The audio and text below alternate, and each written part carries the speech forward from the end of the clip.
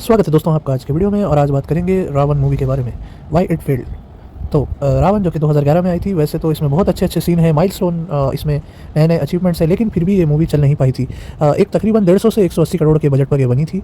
और जहाँ तक मुझे याद आ रहा है, वर्ल्ड वाइड इस मूवी ने कुछ 240 करोड़ कमाए थे। तो कहाँ पर गलती हो गई? तो आइए कुछ तो बजट के इशूज़ पर नज़र डालते हैं। बेसिकली कई सीन इस मूवी के रीशूट हुए थे, क्योंकि शाहरुख खान ने जब रिजल्ट्स देखे, जब उन्होंने फाइनल वीएफएक्स देखा, उनको कई चीज़ें पसंद नहीं आई। और क्योंकि कई सीन इसमें पहली बार भारत में बनाए जा रहे थे, इसीलिए किसी को भी, यहाँ के टेक्नीशियंस को भी बहुत सारे सीन्स पता नहीं थे कि वो फाइनल जब वो कट होंगे तो किस तरह से वो लगेंगे, और फाइनल एडिट के बाद वो कैसे लगेंगे।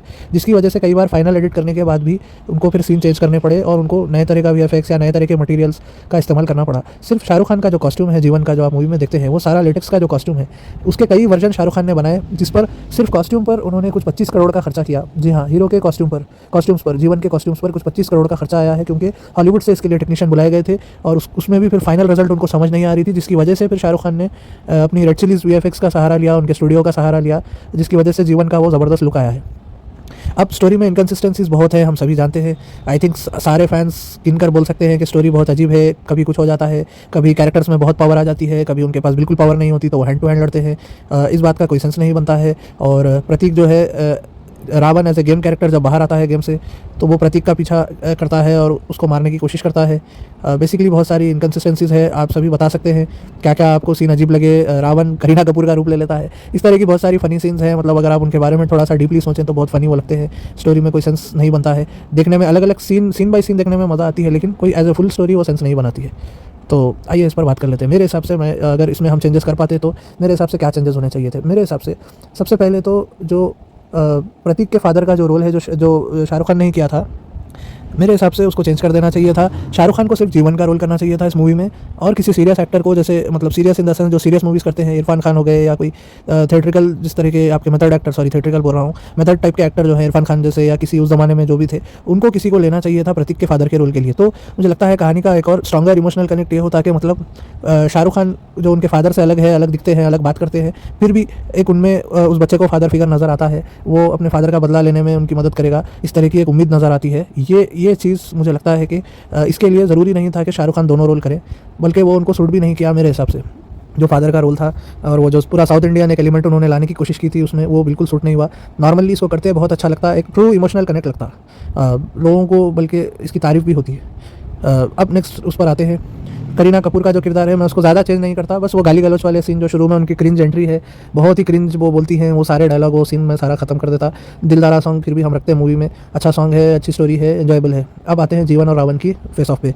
अब जब रावण आता है और प्रतीक के फादर को मार देता है, और फिर नेक्स्ट टाइम जीवन आता है, और प्रतीक को जब रावण ढूंढता है और मारने की कोशिश कर रहा होता है, उस समय प्रतीक को ढूंढने के लिए जो सीन है, जो भी है, जहाँ पर वो कार्स की सीन होती है, जहाँ पर रावण और जीवन एक दूसरे से भिड़ते हैं लंदन में, जहाँ पर वो एनर्जी ब्लास्ट कर कारों को उड़ाते हैं, मैं उस सीन को बिल्कुल कट कर देता।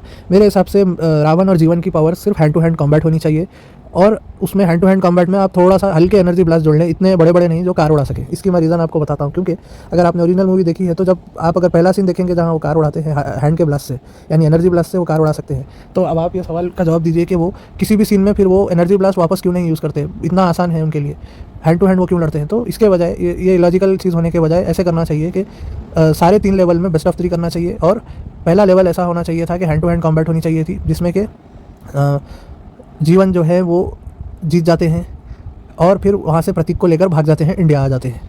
ठीक है, यहाँ तक तो आपको समझ आ गई होगी। और इसके बाद में जैसे वो चमक चलो वाला गाना, वो सब कुछ होता है, वो वैसे ही होता वो। अच्छा, जो हार्ट का कॉन्सेप्ट इसमें बताया गया है, हार्ट के कॉन्सेप्ट में मैं पहले सीन में इनका हार्ट नहीं चुराता। बेसिकली पूरी तरह से इनको उड़ा देना चाहिए था। मतलब जैसे आदमी गायब नहीं हो जाता, तो जब भी कैरेक्टर हारता है वो गायब हो जाता है, इस तरह का कुछ करना चाहिए था। तो ये पहला लेवल हो गया, जीवन ने रावण को हरा दिया। सेकंड लेवल में ये होता कि जीवन जो है, रावण जो है वो वापस आते इंडिया, और उनको पता चलता, जीवन और प्रतीक को ये पता चलता कि रावण और पावरफुल होकर वापस आए हैं, क्योंकि ये गेम में लिखा हुआ है कि वो जब भी आते हैं तो हर लेवल में रावण की पावर बढ़ जाती है, जबकि जीवन की सेम रहती है। अब वो कैसे हराएंगे? अब उनको ये सोचना है कि उसमें उनको ये पता चलेगा, उनको एक मैसेज मिलेगा प्रतीक के फादर की तरफ से कि उन्होंने चीट कोड छुपाया है, जो कि किसी तरह का रिडल होगा। जो कि आपने ओरिजिनल में भी देखा है। तो किसी तरह का रिडल होगा। अब यहाँ पर प्रतीक का कुछ एक्चुअल यूज़ आएगा मूवी में। जो प्रतीक का यूज़ एक्चुअल मूवी में बताया था पहली ओरिजिनल मूवी में, वो लास्ट सीन में आता है एकदम। लेकिन इस मूवी में हम ऐसे कर देते कि प्रतीक जो है उनके पास कुछ रिडल का आंसर होता है, जिसकी वजह से उनको चीट कोड या कोई जीवन को कोई एक पावर आ जाती है, अस्त्र मिल जाता है गेम के थ्रू, जिससे वो रावण को हरा सकते हैं। लेकिन अब होता यह है, जब तक वो लोग ये चीट कोड को समझते हैं, रावण वहाँ पर आ जाएगा और प्रतीक को वहाँ से भागना पड़ेगा और रावण जो है वो जीवन को हरा देगा। और रावण ये करेगा कि प्रतीक का पीछा करेगा, जहाँ पर प्रतीक को वो चीट कोड मिलेगा और प्रतीक क्या करेंगे, रावण को जीवन को फिर से जगाएंगे और वो तीनों रावण, जीवन और प्रतीक रियल वर्ल्ड से निकलकर एक्चुअल गेम में चले जाएंगे, जहाँ पर आप बहुत कुछ कर सकते थे। हर तरह का वीएफएक्स यूज़ कर सकते थे, हर तरह का एक सीन बनाया जा सकता था। और जो थर्ड लेवल होता बहुत ही अमेजिंग, आपको लगता आप एक अलग मूवी में आ गए हैं। मेरे हिसाब से अगर मुझे बनाने को मिलता तो एक अलग लेवल की गेमिंग और अलग लेवल के वो मल्टीपल्स ले लें, आप उनके डुप्लीकेट्स में लड़ाई ले लें। जिस तरह के सीन आप देख रहे हैं, बहुत यूनिक सीन्स बनाए जा सकते थे थर्ड लेवल में।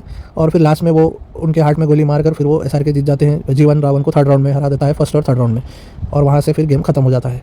और एक और कोड उसमें होता है जहाँ पर वो पूरे गेम को डिलीट कर सकते हैं और जीवन बेसिकली वो कोड लॉक इन करते हैं और प्रतीक को गेम से बाहर निकाल देते हैं, रियल वर्ल्ड में भेज देते हैं, जिसकी वजह से सेल्फ डिस्ट्रक्शन कोड की वजह से वो सारा गेम डिस्ट्रॉय हो जाता है।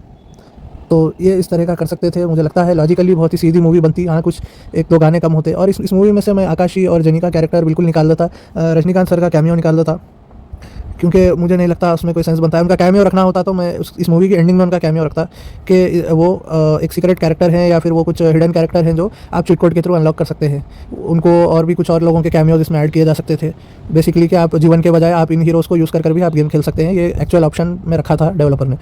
तो इस तरह का मैं इसमें चेंजेस करता अगर इस तरह का बजट ये मूवी बनाने को होता तो ऐसे तो हम ऐसे ही मजाक में सोच लेते हैं, लेकिन अभी भी कई सीन्स इसके मेमोरेबल है। ट्रेन सीन और जिस तरह का वीएफएक्स में रेवोल्यूशन लाए थे शाहरुख खान, आज भी कई मूवीज़ की वीएफएक्स एक्चुअल रावण को मैच नहीं कर पाती हैं। तो हम तो ऐसे ही फ़ैन हैं, हम बोलते हैं, हमें लगता है हम ऐसे करते वैसे करते तो हम उनसे बेहतर स्टोरी चेंज कर पाते जो भी जिन्होंने भी लिखी है। बट जो भी ओरिजिनल राइटर्स है तो उनको भी क्रेडिट है। एक अलग यूनिक सिनेमा बनाने की उन्होंने कोशिश की थी भारत में, भारत की हिस्ट्री में। तो मैं कहूँगा कि अभी भी ये मूवी अच्छी मूवी है और अच्छी ज़बरदस्त मूवी हो सकती थी, बहुत ही सुपरहिट मूवी हो सकती थी। तो उम्मीद करता हूँ आपको वीडियो पसंद आई होगी। तो वीडियो देखने के लिए धन्यवाद। Have a good day.